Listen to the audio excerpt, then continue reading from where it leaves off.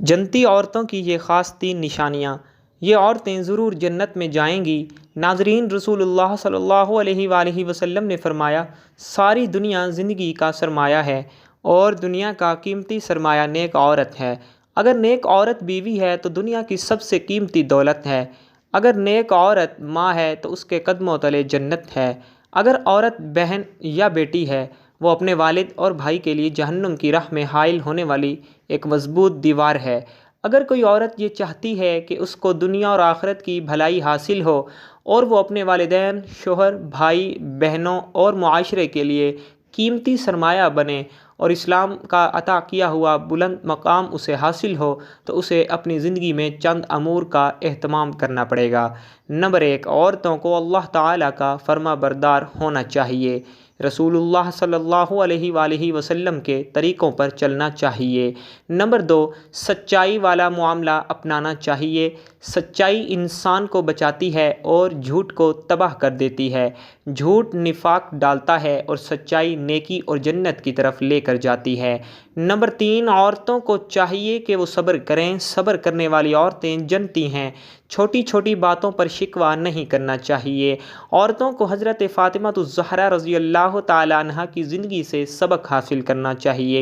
ان کے گھر میں کئی دن فاقے ہوتے تھے، مگر وہ زبان نہیں ہلاتی تھیں، شکوہ نہیں کرتی تھیں، قرآن پڑھتی تھیں، چکی چلاتی تھیں، اپنے کام کاج اپنے ہاتھوں سے کیا کرتی تھیں۔ کھانا ملے تو کھا لیا، نہ ملے تو شکر کر لیا۔ اگر کھانے کے وقت کوئی فقیر آ گیا تو روٹی اسے دے دی۔ ایک بار پورا خاندان روزے سے تھا، ایک فقیر نے صدا لگائی، مسافر ہوں، روٹی دے دیں۔ حضرت علی رضی اللہ تعالیٰ عنہ نے اپنی روٹی اٹھائی اور اپنے بڑے بیٹے حضرت حسن رضی اللہ تعالیٰ عنہ کو دی کہ جاؤ بیٹا، یہ روٹی سائل کو دے کر آ جاؤ۔ حضرت حسن رضی اللہ تعالیٰ عنہ نے کہا، بابا اجازت ہو تو میں بھی اپنی روٹی فقیر کو دے آؤں۔ حضرت علی رضی اللہ تعالیٰ عنہ نے فرمایا، کیوں نہیں۔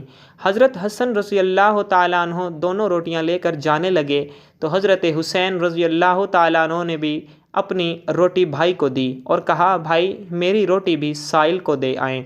جب تینوں روٹیاں حضرت حسن رضی اللہ تعالیٰ عنہ نے لے جا کر اس فقیر کو دی، اس سائل کو دی، تو حضرت فاطمہ رضی اللہ تعالیٰ عنہا نے کہا، بیٹے میرے حصے کی روٹی بھی فقیر کو دے آؤ۔ چاروں روٹیاں لے کر جب حضرت حسن رضی اللہ تعالیٰ عنہ جانے لگے تو پاس بیٹھی خادمہ یہ مناظر دیکھ رہی تھی۔ انہوں نے کہا، بیٹے میرے حصے کی روٹی بھی مسافر کو دے آؤ، میں آپ سے کیوں پیچھے رہوں؟ اگر آپ پانی سے افطاری کر سکتے ہیں تو میں بھی پانی سے افطاری کروں گی۔ اس سارے خاندان نے پانی سے اس روز افطاری کی۔ عورتوں کو اپنا رول ماڈل حضرت فاطمہ الزہرا رضی اللہ تعالی عنہا کو بنانا چاہیے، جو صبر اور رضا کی پیکر تھیں۔ چوتھا کام اللہ سے ڈرنے کا ہے۔ جو عورت اللہ سے ڈرتی ہے، شوہر کی تابعدار اور وفادار رہتی ہے، تو اس کے لیے بھی اللہ پاک نے جنت رکھی ہے۔ پانچواں کام ضعیف، کمزور اور محتاج لوگوں کی مدد ہے۔ جو عورت یہ کام کرتی ہے وہ بھی جنتی ہے۔ رسول اللہ صلی اللہ علیہ وآلہ وسلم نے فرمایا، 7 قسم کے لوگوں کو اللہ تعالیٰ اپنے عرش تلے سایہ دے گا جس دن اس کے سائے کے سوا کوئی سایہ نہ ہوگا۔ ان میں سے ایک وہ ہے جو صدقہ دیتا ہے، لیکن اس طرح پوشیدہ طور پر کہ دائیں ہاتھ کے خرچ کی بائیں ہاتھ کو خبر بھی نہیں لگتی۔ چھٹا کام روزوں کا اہتمام ہے۔ روزے بدن کی زکوٰۃ ہے۔ روزے انسان کو پاک و صاف کر دیتے ہیں۔ روزے دار شیطان کے وسوسوں سے دور رہتے ہیں اور روزے سے تقویٰ حاصل ہوتا ہے۔ 7واں کام عزت کی حفاظت ہے۔ جو عورت اپنی عزت کی حفاظت کرتی ہے، اپنے ذمہ داروں سرپرست کی اجازت کے بغیر گھر کی دہلیز سے باہر نہیں نکلتی، بے پردگی اور آوارگی سے دور رہتی ہے، اپنی عزت کے ساتھ ساتھ گھر کے ساز و سامان کی بھی حفاظت کرتی ہے، مال کو فضول خرچ نہیں کرتی، اولاد کی ٹھیک تربیت کرتی ہے، اپنے خاوند کی غیر موجودگی میں کسی بھی اجنبی کو اپنے گھر میں داخل ہونے کی اجازت نہ دے، یہ عورت بھی جنتی ہے۔ 8واں کام اللہ تعالیٰ کا ذکر ہے۔ جنتی عورتیں ہمیشہ اللہ تعالیٰ کے ذکر و اذکار میں مشغول رہتی ہیں۔ اللہ تعالیٰ کے ذکر سے دل کو سکون ملتا ہے، زبان کی حفاظت ہوتی ہے۔ رسول اللہ صلی اللہ علیہ وآلہ وسلم نے فرمایا، جو شخص مجھے اپنی زبان کی ضمانت دے گا میں اس کو جنت کی ضمانت دوں گا۔ جس طرح مسلمان عورت کی یہ صفت ہے کہ وہ اپنی زبان کو بلا وجہ کسی کی غیبت، چغلی، حسد وغیرہ مذموم کاموں میں استعمال نہیں کرتی، وہ اپنی زبان کی حد درجہ حفاظت کرتی ہے۔ جو عورت یہ کام کرتی ہے اللہ تعالیٰ نے اس کے لیے جنت تیار کر رکھی ہے۔ خدا ایسی عورت کے گناہوں کو بھی معاف کر دیتا ہے۔ ناظرین، آج کی دوسری بات یہ تھی کہ عورتوں کا قرآن پاک میں تذکرہ ہے یا نہیں۔ اس کے لیے کچھ آیات اور احادیث آپ کے سامنے پیش کی جاتی ہیں۔